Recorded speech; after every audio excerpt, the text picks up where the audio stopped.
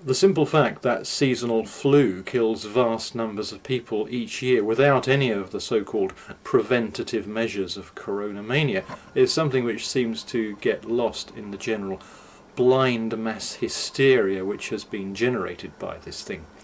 Of the global flu death toll, the World Health Organization says worldwide these annual epidemics are estimated to result in about 3 to 5 million cases of severe illness and about 290,000 to 650,000 respiratory deaths. That gives an average of 470,000, or just under 500,000 worldwide. And there's a vaccine for seasonal flu.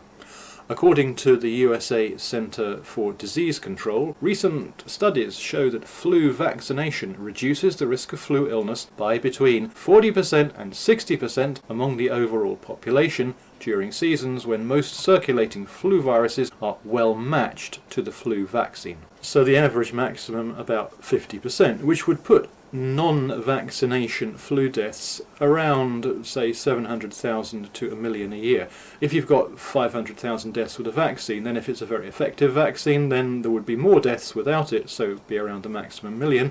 And if it was a less effective vaccine, then a bit less, maybe around 700, 800,000. So without a vaccine, somewhere between, I suppose, 700,000 and 1 million each year. How many deaths have there been to date from this coronavirus worldwide? Well, there have been 40,000 in the UK, 40,000 plus, and 100,000 plus in the USA. So you'd think, well, there's got to be several million worldwide, surely, because these are just 2 countries. But yeah, you'd be wrong about that. To date, there have been under 500,000 deaths worldwide, 457,024 as of the 19th of June. Just to nip the inevitable objection, yes, but you've had lockdowns for coronavirus, just to nip that one in the bud, there is no empirical evidence that lockdowns work, just assumptions, and they are only assumptions at this point.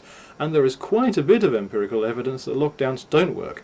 If you compare the inevitable Sweden to other European countries like Italy and Spain, they've done approximately as well once you adjust for population size.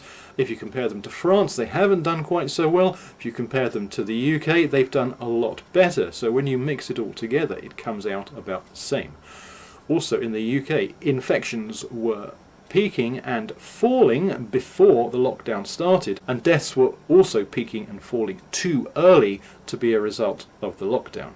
So the catastrophic reality is that those 457,024 deaths worldwide to date from coronavirus is probably something like the figure would have been without the lockdowns. We certainly have no actual evidence to suggest that the death toll would have been worse, and a fair bit of evidence to suggest it would have been about the same. So, each year, about a little under 500,000 average deaths from flu with a vaccine available. And this year, to date, a little under 500,000 deaths from coronavirus with no vaccine available. The death total is pretty much identical to the average flu death toll worldwide. Which means that without any empirical evidence that lockdowns work, and quite a bit that they make no difference, we can say that this coronavirus, in terms of lethality and mortality rates, is no worse than seasonal flu. And look at the catastrophic, cataclysmic global response that there's been to it.